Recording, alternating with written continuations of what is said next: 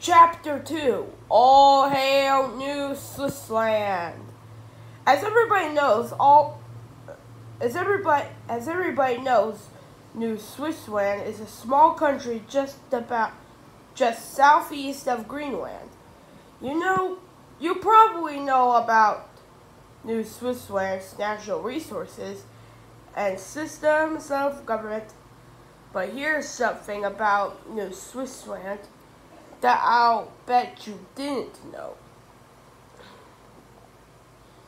Everybody in New Swissland has a silly name. Just ask their president, the Honorable Chuckles Jinkleberry McMonkeyburger Jr., or his lovely wife, Stinky.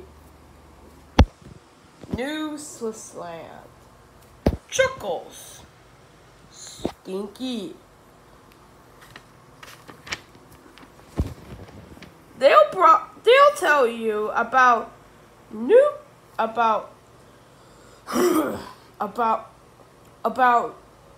Swissland's proud silly name, her age.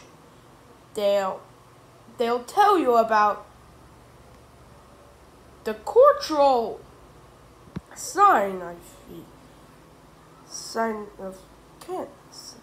of silly names.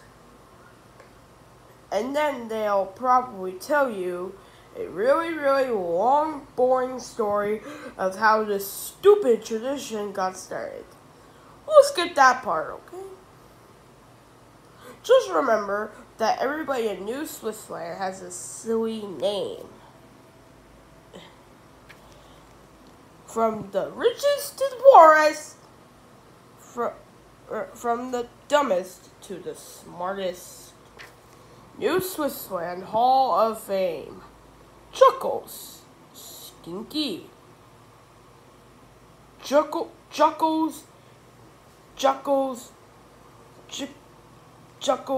T. Chunky Skunks. Tipper Q. Zipper Dipper. I wanna go to the bathroom. Professor Pippi P. Poopypants. And speaking of the smartest, let me introduce to you to Professor Pippi P. Poopypants.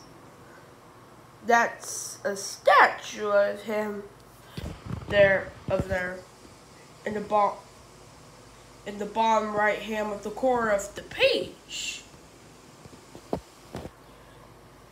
Now, Pippi P. Poopypants was probably the smartest person in all of New Swissland. He graduated at the head of the class of the Chunky Q Boogernose University, and afterward spent all of his time creating wild, fantastic inventions. Let's look in on him, shall we?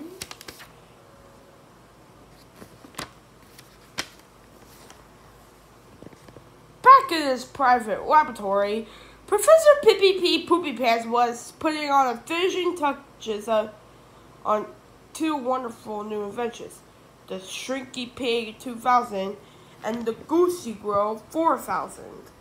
Professor Poopypants called for his assistant, Porky Belly Funky Skunk. Mr. Funky Skunk! Hold on, I better go charge up. Hold on, I better go charge up my iPad.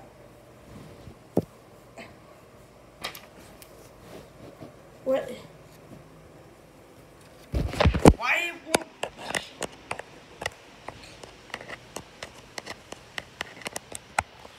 There we go. Now where was I? Oh yes. Mr. Funky Skunk, Pippi yelled.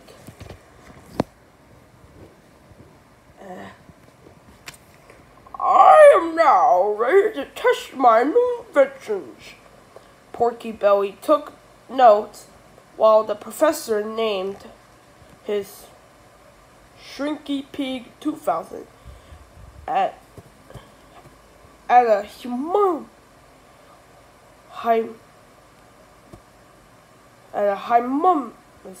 pile of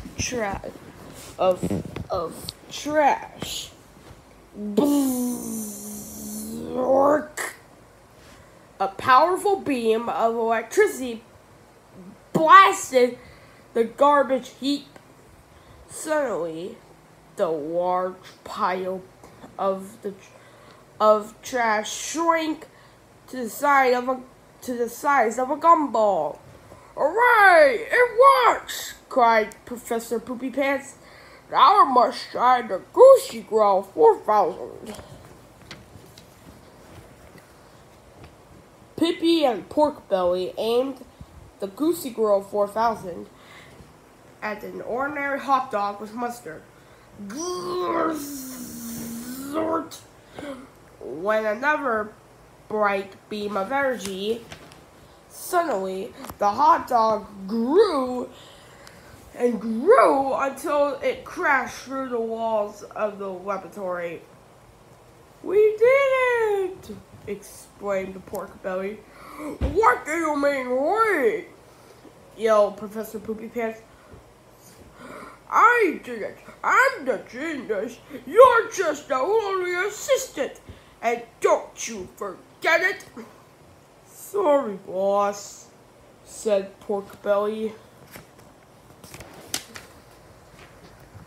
"With these two inventions," exclaimed Professor Poopypants, "I will be able to solve the world's garbage problem and create enough food for everyone on the entire planet." Finally, it looked as if all the Earth's demands will be fixed forever.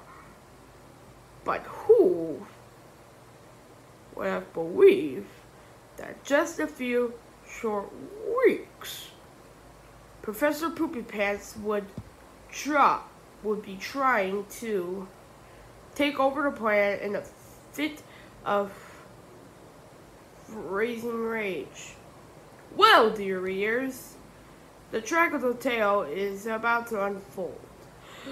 But before I can tell you that story, I have to tell you this story.